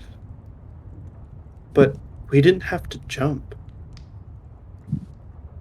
It was almost as if the glass shattered and turned into this beautiful golden magic that surrounded us, and it created the realm for us. Maybe that's because it was creating the realm for you. These aren't technically our worlds, so traversing them for us might be a little different. Yes, that could be it. Maybe. A lot to think about. I meant to ask you, did you find something with that rose? Did it work inside of Eliot's coffin? Actually, yeah. It We did. should check on him. He is upstairs. I will let you all go. Adam and I will finish cleaning up here for Ella, and then we'll probably head to bed. It has been a long night. Alright, well, au revoir. Thank you again. Or Good more. night. Glad you're here. Thank you, Bailey. I'm glad that we're all here. And they get up and they start cleaning things, and then you guys head upstairs to Eliot's room. Yes. So, when you walk up the steps, you see that there is one singular door that looks different than the rest of them, and it's the same door that you saw within the mines. And as you approach, the door opens just ever so slightly. Thal Do you walks enter? in. Yes. So as you go forward in to the room, you see that there is a glass coffin where a bed normally would have been, and you see that Eliot is within on the inside, still sleeping. Thal goes over and examines, and yeah, that's all she does. Make sure nothing's changed. Examines Eliot, like him in like the roundness of the coffin. It still seems that Eliot is still in a deep sleep with his white hair and his white beard. You see that one of the totem spaces is glowing with the rose that's been inside, but it almost looks as he is undisturbed. She's gonna like look at probably the next totem hole and like, this is gonna sound wrong, put her finger in it and like kind of trace it to get the shape of it. almost said finger it, so.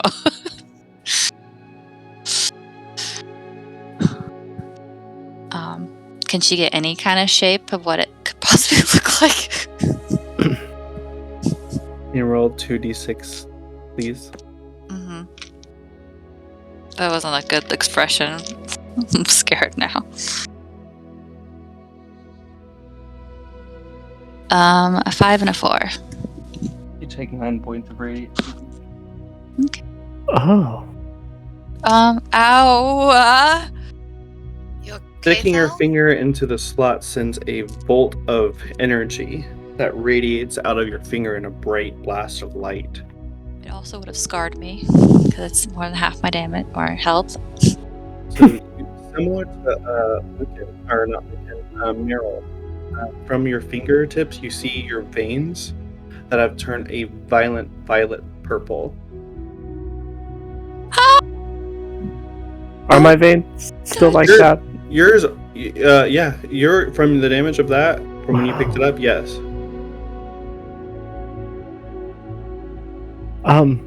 The pain goes away. The scars don't. Oh.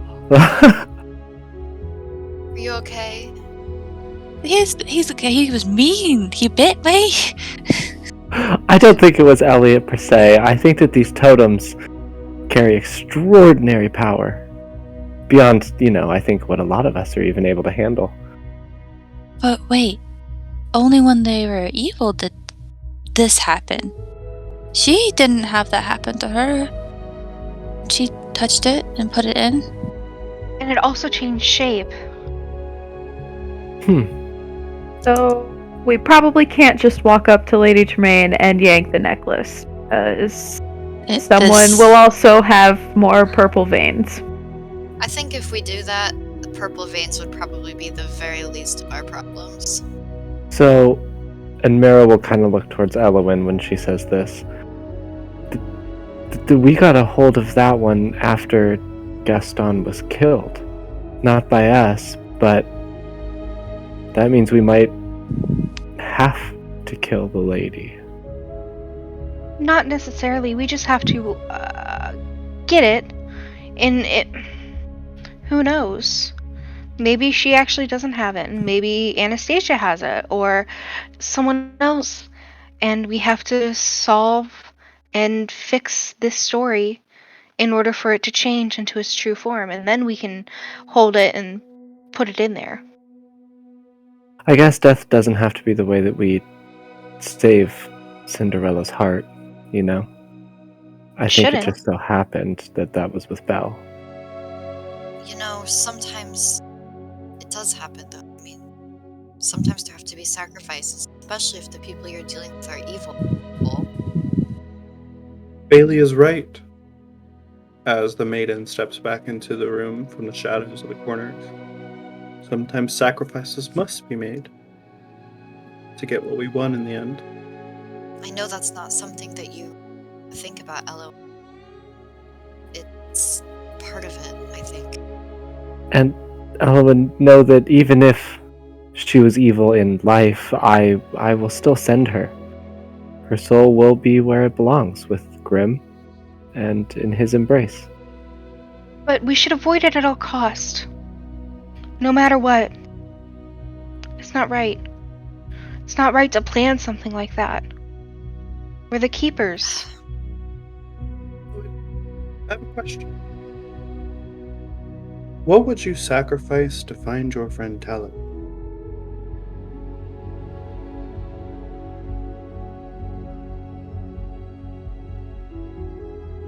I think she froze. Poor thing. Such terrible timing. I know. She's thinking of a very good answer. Let's silence Elowen. We now know how to silence Eliot. It's such a Alright. sad face too. I know. Aw. Baby. feel All I like- know right now, Lauren is like, Oh yeah, no, she's definitely freaking out. What's your question?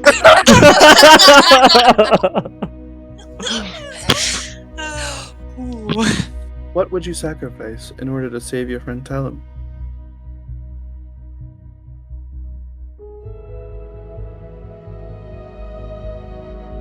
How do you know about him? You've talked about him. In your sleep. I talk in my sleep? Mm-hmm. You all do.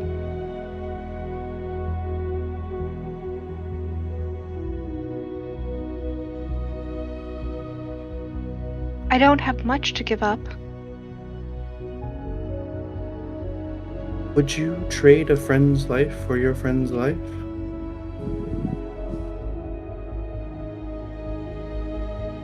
No. It's out of my control. Interesting. But what if 'Cause that other control was friend- in your hand? I already went through that. And The what control- did you learn? That there's no good answer. And it should be avoided at all costs. So if you have a choice right now at this moment, not to kill Lady Tremaine, we shouldn't take it. We should try to think about all other variables. And that's a last resort. Gaston? It's not something we did. It was out of our control. Interesting. Very interesting answer. I pass that question along to you, Bailey. What would you do in order to save Mia? I would do anything to save me. Would you put Talib's life on the line in order to save her? She looks at Evelyn.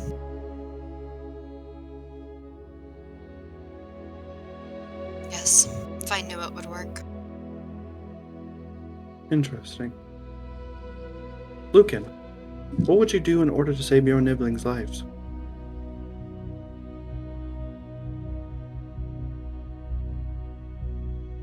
Anything. Would you too put Mia and Talib on the chopping block in order to save them?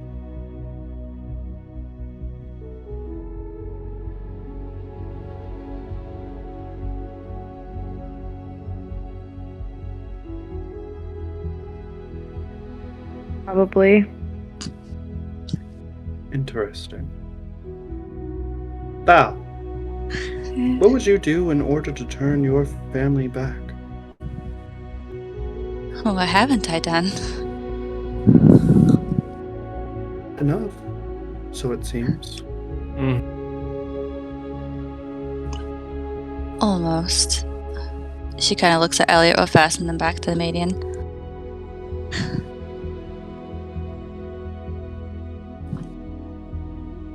I mean, I've done a lot of bad things. Would you sacrifice Mia's life in order to save your family?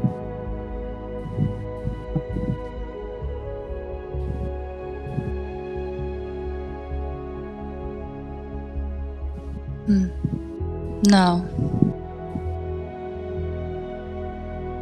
Interesting as well. My friend Meryl, would you give up your pilgrimage to save the friends of your friends? And in the end, your own life as well? Because if you give up on your pilgrimage, you and I both know your end is there.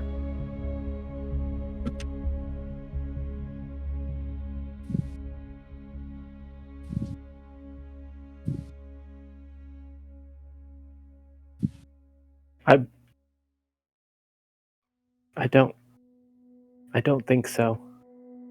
It's hard to answer, and it's not an outcome I've really ever thought of. My pilgrimage has always been my purpose and my life, and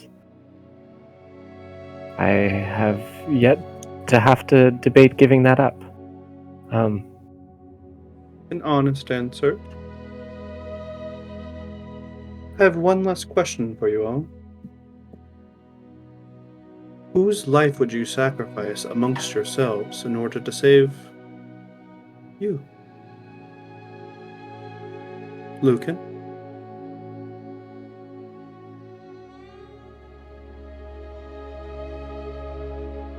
In order to save. Yourself. You can choose me. I really don't mind at all, actually.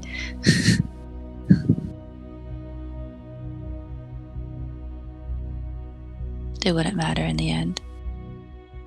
I don't think that's true. I've had very few friends in my life, you know. Always a bit of an oddball, a little different.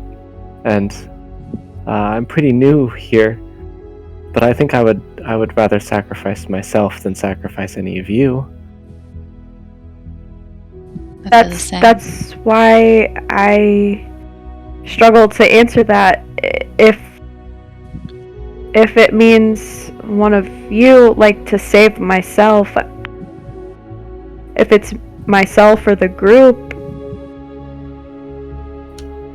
those other people, Mia and Talib, they're important to you guys, but I don't know them. But you guys, like, you're my family. I can't just...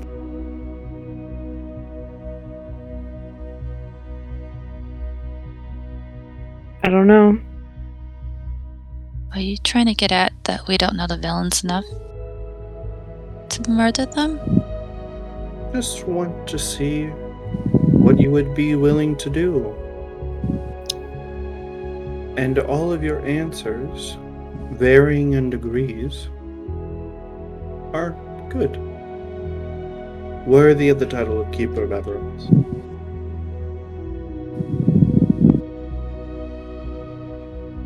Now, I'll let you be with him. And she disappears into the shadows again. Bailey will look at Eloin and just kind of shrug and whisper, "Hurry."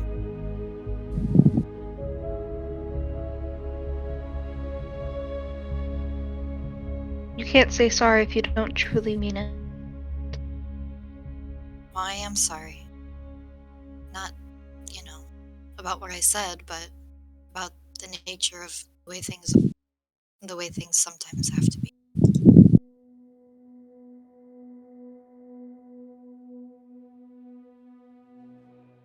On a different note,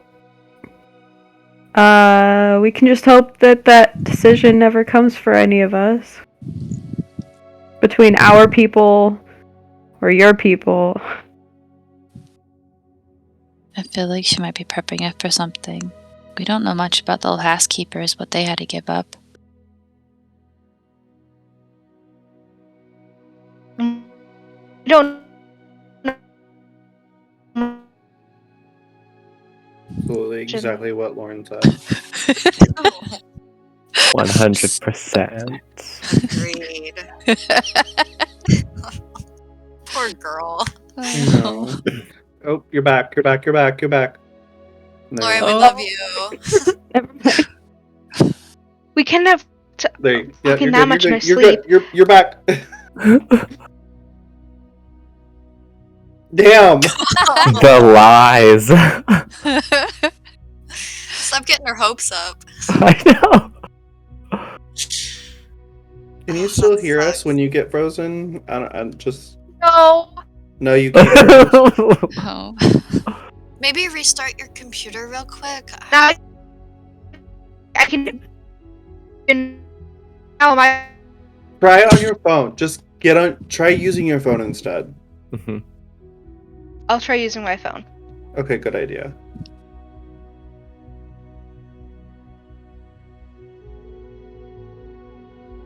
God, that's the worst. Yeah.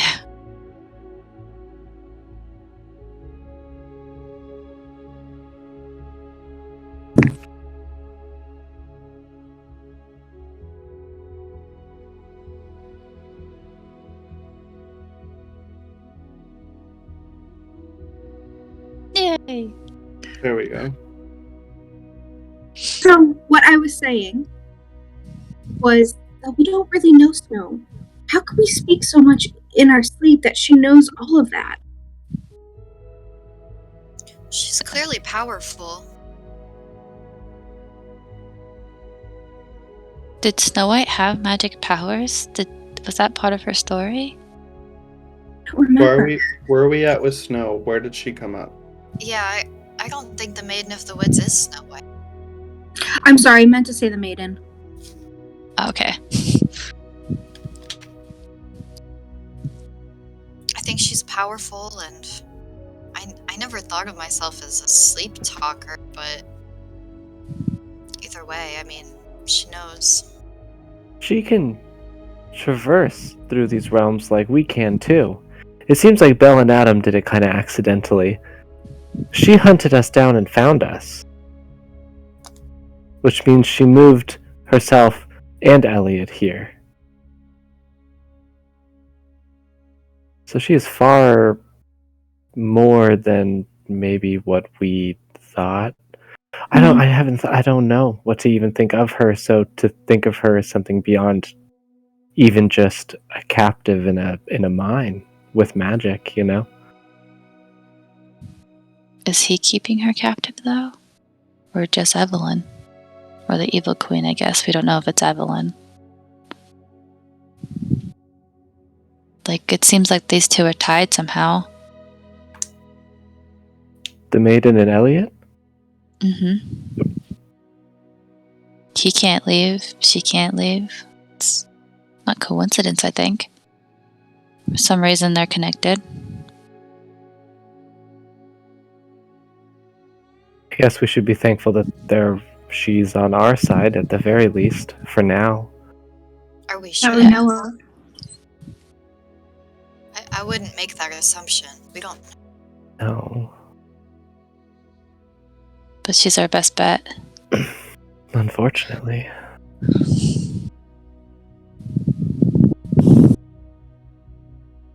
So how do we get that necklace from Lady Tremaine? Well, I wouldn't mind scarring my hand again. It's not like it. They do Can't look do kind of anything cool, worse. don't they? I mean, I look like I have jellyfish sludge in my fingers. So the thing to think about that is that you both of you just touched it. You didn't hold on to it. I touched a box that it was in. Mm-hmm. Oh, yeah, that might kill us. Yeah. Second thought. She's gonna hold on to the necklace that Ella gave her. So, we're planning for getting Cinderella to the castle, getting her to meet the prince so that they can fall in love, while simultaneously distracting and/or moving the stepsisters and the lady to a separate location so that we can then figure out how to get this ridiculously, ludicrously powerful artifact from her. Right? I've also noticed that some things have seemed to fall into place, and not necessarily with our plans, but they happened well in our favor, somewhat, to some degree. So part of me is like, let's just hike it to the castle and hope for the best. See how it goes. Look for It's a worked bluebird. so far. Yeah. Yeah, the bluebird helped us last time. But we shouldn't always count of something else helping us. I think we should stick to that plan and hope those go well, rather than, hoping something to pop in our lap. Yeah. Have a plan and be willing to roll with the bluebirds. Yeah, I think the first bet is definitely getting Charming, the prince, and Ella together. That seemed to work last time. The love thing. So maybe that true love's power still holds true. It kind of did. And maybe that will help break the totem's ouchiness. Yeah. Yeah. So priority is Charming and Cinderella. Mm-hmm. Yeah. And then we'll take it from there. That's number one priority. We might be able to figure out more about getting the totem when we're actually able to set our eyes on it and see what circumstances arise. Yeah. What are our strengths? What are we working with as a unit? Your people are my people, and my pilgrimage is your pilgrimage in a way. We're a group. Mm-hmm. How can we complement each other? That's really smart, Meryl. Really glad you asked that. Well, whatever you did last time really helped me. I can heal, and I can protect, and I have a little bit of pew pew power, but I'm not the greatest at hurting per se. Lucan kind of holds up his arms and like looks around at all of his weapons, like sticking out everywhere. Like, oh, I hopefully have that part. I have a few weapons, and I've spent a lot of time learning how to be quiet and how to get in and out of places. I have a few skills. I can pick some locks, and I'm pretty good at investigating, and I'm also a good liar. Okay. Great to know. Yeah. Right. I can heal, and I have a few powers, or have a few spells up my sleeve that can do a little bit, bloody up their noses. But I really think my real power comes out when I turn into an animal. That badger really helped out. Yeah. Owie. Okay. Yeah. I can swim. And my voice is sometimes magical. Oh. I'd like to see that more often. Do you think Can maybe you- we should talk about our weaknesses? Probably. What do we need to know about each other, other than strengths? Well, we know that we all have a weak spot for something in our own lives, something personal. Right. I'm a tad innocent still. In just everything way, or Yes? Don't ever ask me to lie, okay? Like, it's just not gonna. okay, so you're bad at lying. I'm not the strongest. I really wish that I was a little stronger, but physically I'm not that much of a heavy hitter. And what happened last night really freaked me out. I can't swim, and I don't like water. All makes a lot of sense now. Well, we all know I don't like fire. I don't want to be a fried fish. You guys are opposites. Yeah. Yeah. It's a good balance. I also hear voices. What? What? Yeah. I think they're of my What? family. Do you consider these voices a weakness or just a Yeah, they're scary. Oh. So, knowing these things, Well, I'm sorry, I'm not were very you... strong, and I'm not very smart. Not that I'm not, I just mean book smart, I'm not so good at it. I do have issues with taking things. I'm really not sure what that stems from. I just like having things, I think. We've noticed. I think that that's fine if you can manage to not get caught. Just be good at it, But I'm decent. I want to know more about this pilgrimage. Oh. You keep talking about having a purpose, but I feel like I don't really understand what it is. The purpose of a graver tends to be difficult for many people to understand. It's not I guess from an outside point of view, maybe it's not seen as the most happy lifestyle. I spent a lot of time with the dead, with people in mourning and families who have lost loved ones, and the places of tragedy. When a soul gets stuck in whatever realm, I guess, that we're in, you get something kind of like Annabelle sometimes. They can become angry or become undead and harm indiscriminately. They don't really have much control when a soul is trapped. So it's my job to shepherd them to Grimm, where he embraces them and gives them life after death. So I guess a lot of my quirks come from spending time with widows and mothers who have lost their children. I've seen every aspect of mourning, really, from a young age. It's a righteous pilgrimage, and my people believe, and something that needs to be done. So, the fewer gravers that are around, the more souls get trapped and bring pain to the living. So it's my job to make sure that doesn't happen. I actually think that that's strangely comforting. Hmm. I do too.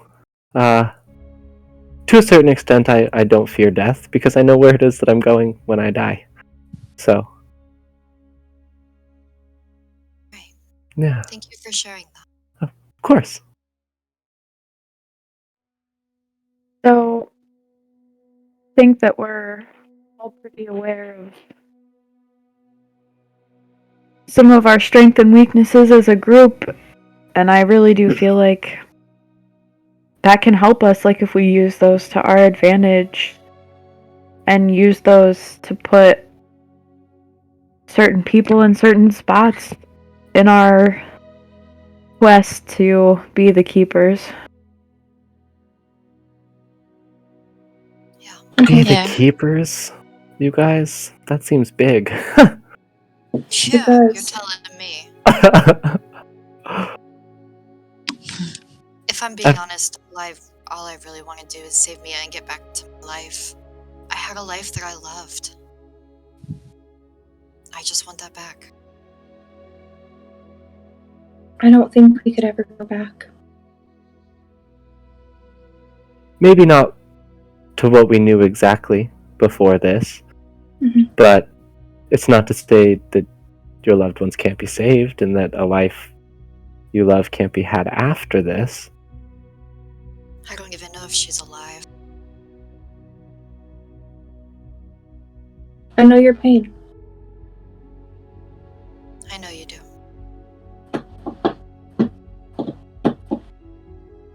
I don't want to hurt any of you. I mean, the questions that the maiden was asking, they're hypothetical, and Unfair. I will do anything to help Mia, but those choices aren't easy. And if Right. we work as a unit, we don't need to sacrifice anybody. Right. Right. Well, I think it's best that we all get some sleep. And hopefully we can actually sleep here. She said it was protected. Mm-hmm. Oh, afraid. For what it's worth, I'm really grateful for you. Same. I am too. I'm glad to be part of the group. Right. So as you all kind of come together after that questioning by the maiden and talking everything out, you all find a place to sleep within the house, some beds and things like that in your respective rooms.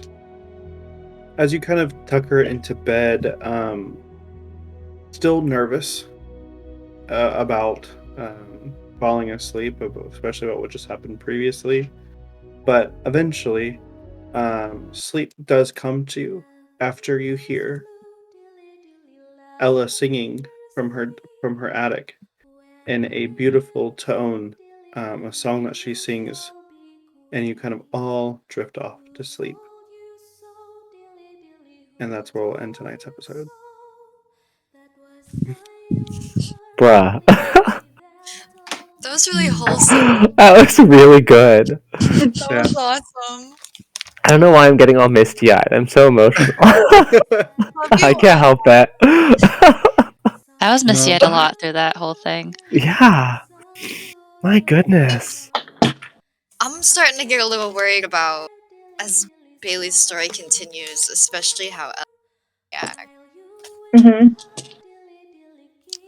Bailey Yeah. might do some things that make Element freak the fuck out if she finds. Yeah. I think that there will be some, some something, but